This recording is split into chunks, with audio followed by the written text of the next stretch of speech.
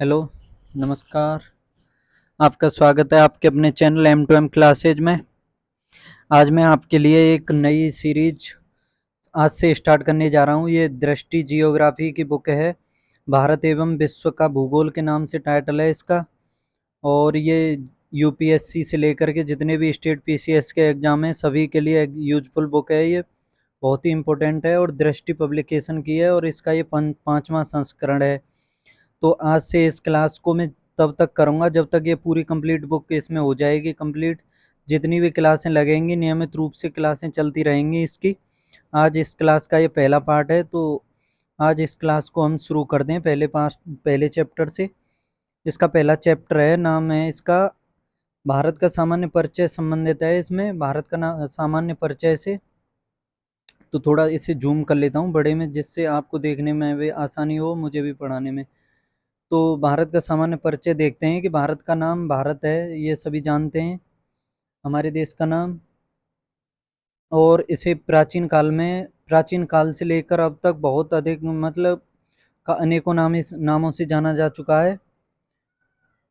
और इस देश को विशाल का है, इसकी आकृति और बनावट के आधार पर इसे उपमहाद्वीप के रूप में भी जाना जाता है। और ऐसा माना जाता है कि ऋग्वेदिक काल के जो प्रमुख जन हुए थे, भरत जिनका नाम था, उनके नाम पर भारत, हमारे देश का नाम भारत पड़ा था।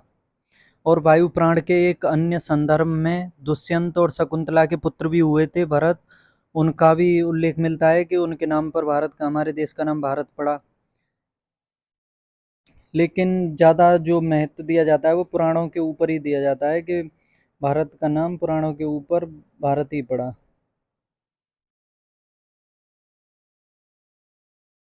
मतलब पुराणों में इसका उल्लेख मिलता है कि भारत का नाम भरत के ऊपर पड़ा था। और भारत जम्बूद्वीप का दक्षिणी भाग है और आर्यों का निवास स्थल होने के कारण इसका नामकरण आर्यव्रत नाम से भी हुआ था।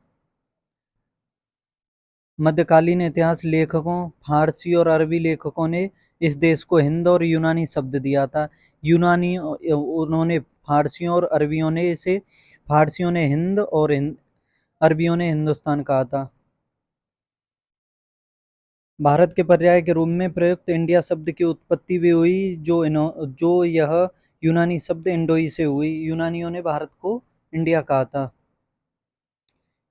और इसकी भौगोलिक अवस्थिति को भी देखते हैं कि भारत का कुल क्षेत्रफल 32,87,263 वर्ग किलोमीटर है, जो विश्व के कुल क्षेत्रफल का 2.4% है। भारत की आकृति लगभग चतुष्कोणीय आकार की है, क्योंकि उत्तर से दक्षिण और पूर्व से पश्चिम तकरीबन बराबर सा है। उत्तर से दक्षिण तक इसकी जो लंबाई का विस्तार है वो है 3214 किलोमीटर और पूर्व से पश्चिम है 2933 किलोमीटर। मुख्य भूमि अंडमान निकोबार द्वीप समूह तथा लक्षद्वीप समूह समेत इसकी कुल लंबाई है 7517 किलोमीटर।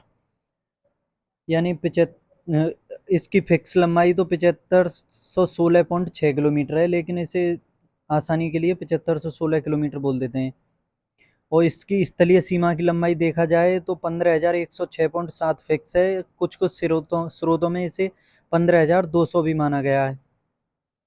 भारत पूरी तरह से उत्तर पूर्वी गोलार्ध में स्थित है, जिसकी अवस्थिति है 8 डिग्री 4 मिनट से 37 डिग्री 6 मिनट उत्तरी अक्षांश में।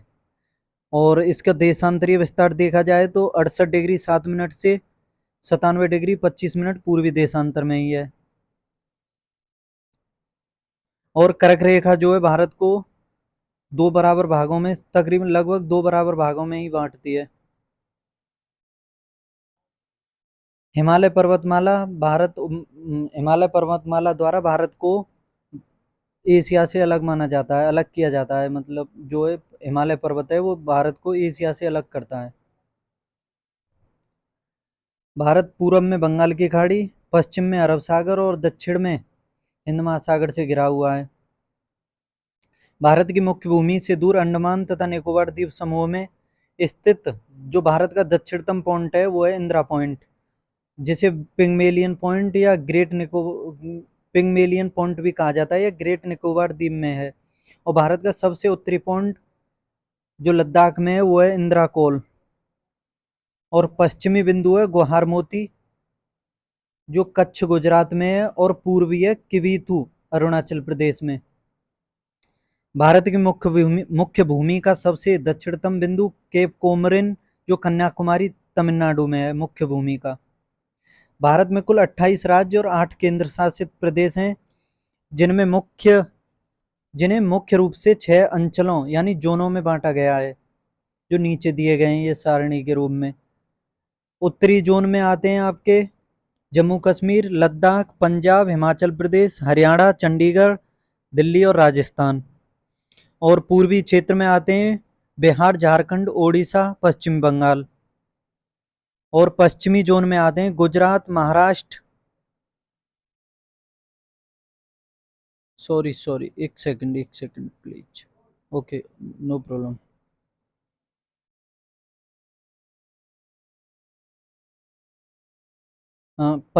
पश्चिमी क्षेत्र में आते हैं गुजरात, महाराष्ट्र, गोवा, दादरा और नगर हवेली तथा दमन और दीव। मध्यवर्ती क्षेत्र सेंट्रल जोन में आते हैं मध्य प्रदेश, छत्तीसगढ़, उत्तर प्रदेश और उत्तराखंड। उत्तर प्रदेश मध्यवर्ती क्षेत्र में आता है। दक्षिणी क्षेत्र में आते हैं कर्नाटक, केरल, तमिलनाडु, आंध्र प्रदेश, तेलंगाना, पुडुचेरी, अंडमान एवं निकोबार द्वीप समूह और लक्षद्वीप।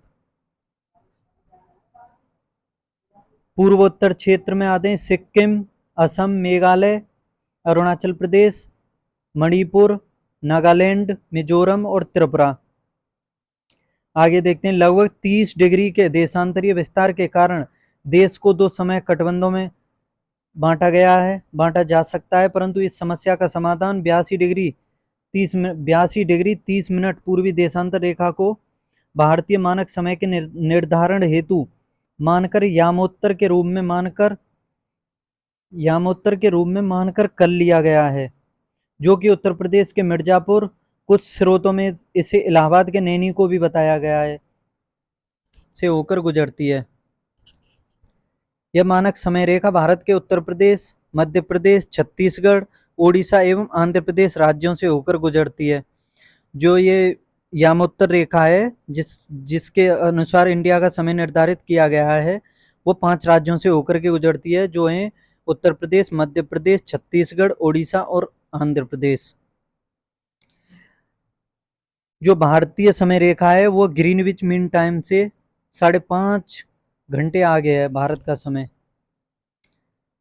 देश की सबसे पूर्वी व सबसे पश्चिमी देशांतर रेखाओं के मध्य लगभग 30 डिग्री का अंतर होने के कारण सुदूर पूर्वी व सुदूर पश्चिमी भागों के समय में लगभग 2 घंटे का अंतराल होता है। अब ये याद करने योग्य पॉइंट है कि विश्व के देशों ने आपसी समझ के तहत मानक यामोत्तर को 7 डिग्री 30 मिनट देशांतर के गुणांक पर चुना है। यही कारण है कि 82 डिग्री 30 मिनट पूर्वी देशांतर को भारत का मानक यामोत्तर चुना गया है। यूएसए जिसकी मुख्य भूमि में 6 समय कटबंध हैं, जबकि रूस में 11 समय कटबंध हैं। अब इसे थोड़ा छोटा कर लेते हैं, सॉरी इसे स्टार्टिंग से आगे पहुंच गए, ध्यान नहीं दिया। ये हो गया। हाँ, भारत का दोनों अक्षांशीय और देशांतरीय विस्तार देखा जाए तो 30 डिग्री के आसपास है। भारत की मुख्य भूमि उत्तर में लद्दाख संघराज्य क्षेत्र, पूरब में जम्मू कश्मीर से लेकर दक्षिण में कन्याकुमारी तक और पूरब में अरुणाचल प्रदेश से लेकर पश्चिम में गुजरात तक फैली हुई है। भारत के उत्तर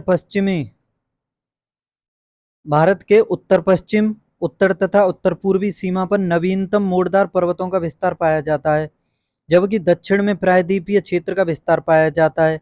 भारत का प्रायद्वीपीय भूभाग उत्तर में अधिक चौड़ा तथा 22 डिग्री उत्तरी अक्षांश से दक्षिण की ओर सकरा होता गया है। अब ये याद करने योग्य कुछ मात्रक के रूप में पॉइंट हैं कि 1 फेदम बराबर 6 फुट होता है, 1 मानक मील बराबर 1.584 किलोमीटर होता है और 1 समुद्री मील बराबर 1.824 किलोमीटर होता है। समुद्री मील यानी नॉटिकल मील।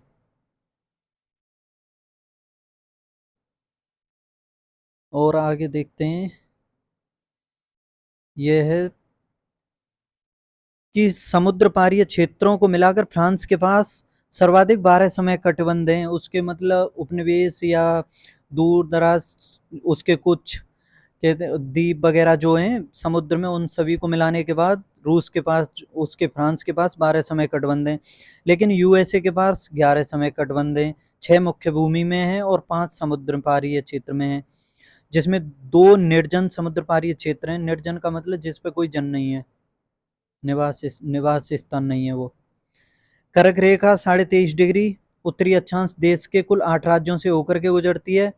जो राज्य हैं गुजरात क्रम से पश्चिम से पूर्व दिशा में, गुजरात, राजस्थान, मध्य प्रदेश, छत्तीसगढ़, झारखंड, पश्चिम बंगाल, त्रिपुरा एवं मिजोरम से होकर के कर्क रेखा गुजरती है।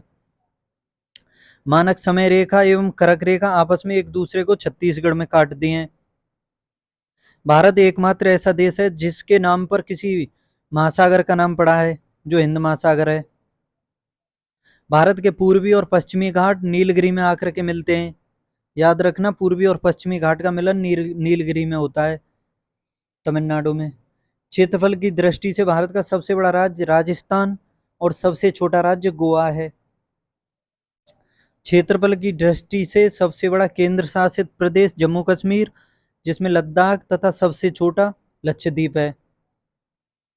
जनसंख्या की दृष्टि से भारत का सबसे बड़ा राज्य उत्तर प्रदेश, सबसे छोटा राज्य सिक्किम। जनसंख्या की दृष्टि से सबसे छोटा केंद्र शासित दिल्ली, सबसे बड़ा दिल्ली तथा सबसे छोटा लक्षद्वीप। दमन एवं दीव के बीच खम्बात की खाड़ी अवस्थित है। उत्तर पूर्वी राज्यों अरुणाचल प्रदेश, असम, मेघालय, मणिपुर, मिजोरम, नागालैंड एवं त्रिपुरा को 7 बहनों की संज्ञा दी जाती है। जितने भी पूर्वोत्तर राज्य हैं उन सभी को 7 बहनों की संज्ञा दी जाती है। भारत के राज्यों एवं केंद्र शासित प्रदेशों में उत्तर प्रदेश एक ऐसा राज्य है जिसकी सीमा सर्वाधिक 8 राज्यों और एक केंद्र शासित प्रदेश यानी दिल्ली से लगती है, जिसमें सर्वाधिक सीमा मध्य प्रदेश, सबसे कम हिमाचल प्रदेश से। उत्तर प्रदेश का सोनभद्र एकमात्र ऐसा जिला है जो 4 राज्यों से सीमा लगती है, जिसकी छत्तीसगढ़, मध्य प्रदेश, बिहार और झारखंड से। और जो उत्तर प्रदेश से राज्य लगते हैं वो हैं उत्तराखंड, हिमाचल प्रदेश, हरियाणा, राजस्थान, मध्य प्रदेश, छत्तीसगढ़, झारखंड, बिहार और दिल्ली।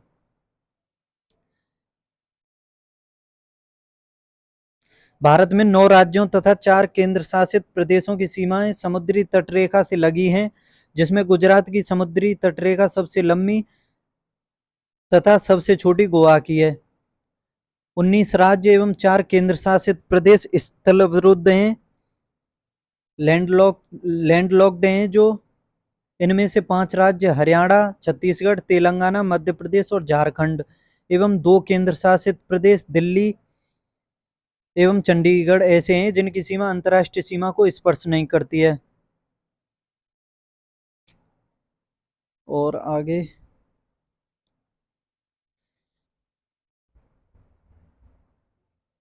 राज्यों तथा केंद्र शासित प्रदेशों में पंडिचेरी एक ऐसा केंद्र शासित प्रदेश है जो 3 राज्यों में फैला हुआ है, जिसके अंतर्गत यनम आंध्र प्रदेश में आता है, कराईकल तमिलनाडु में, माहे केरल में तथा मूल पांडिचेरी को सम्मिलित किया जाता है।